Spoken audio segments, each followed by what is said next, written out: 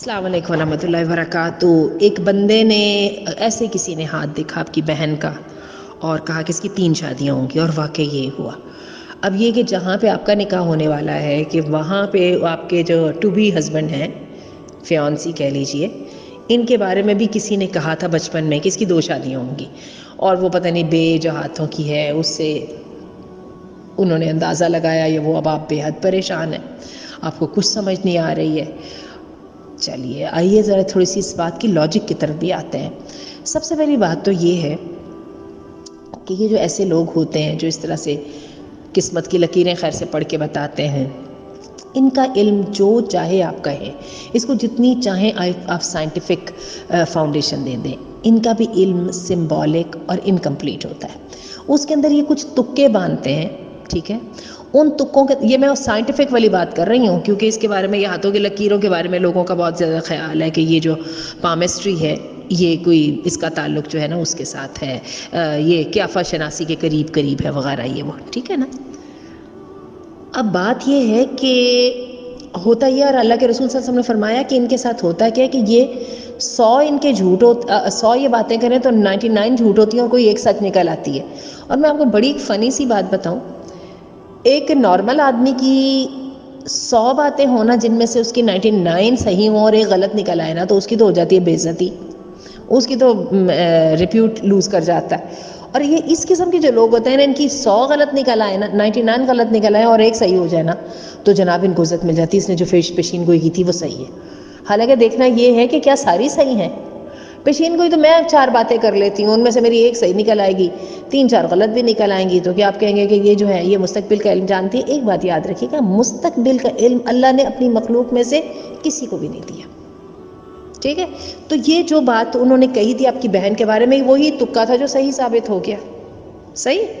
اب آئیے ان کے بارے میں، فرض کریں میں اب آپ کے ایک مثال دینے لگی ہوں، آپ گھبرا کے اس شخص سے شادی ہی نہیں کرتی ہیں، اس کے بارے میں تو کہہ چکے ہیں نا کہ 2 شادیاں ہونی ہیں، تو جس شخص سے آپ کسی اور سے شادی کریں کہ پتہ نہیں اس کی قسمت میں 3 شادیاں، 4 شادیاں، 3 شادیاں، 2 شادیاں، آپ کے پاس کوئی ذریعہ ہے اس کو جانچنے کا؟ ٹھیک ہے، کوئی ذریعہ نہیں ہے نا، تو میری بہن یہ تو کر کے دیکھنے والی بات ہوتی ہے، صحیح ہے؟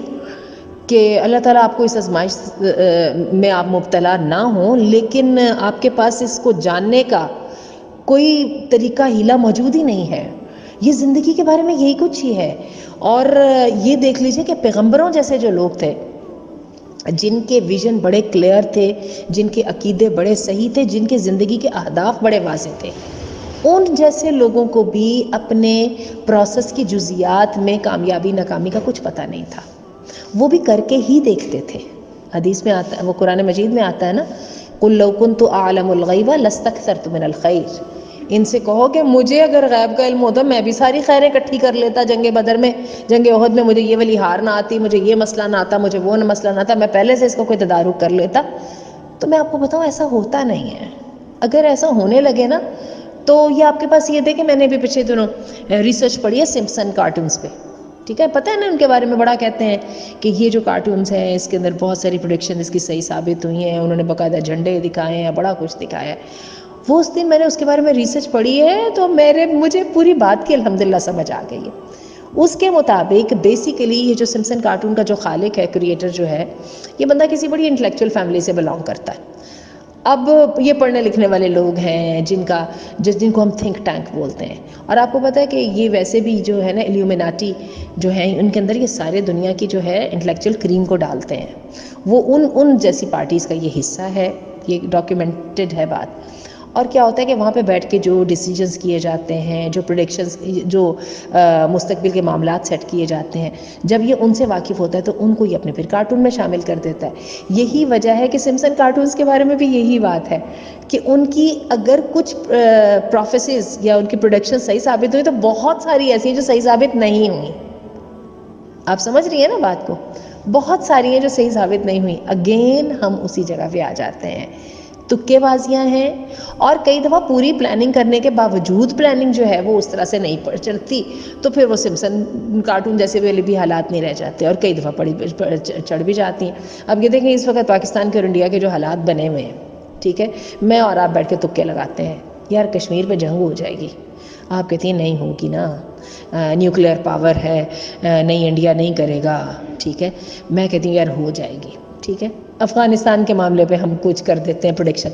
اچھا اگر نکل آئے بات کہ وہ ہو جائے گی تو آسیہ باجی تو بڑی عالم الغیب ہے شاید جنہوں نے یہ بات بتا دی ہے، اور اگر نہیں ہوتی تو آپ کہیں گی میں نے یہ کہا تھا نا.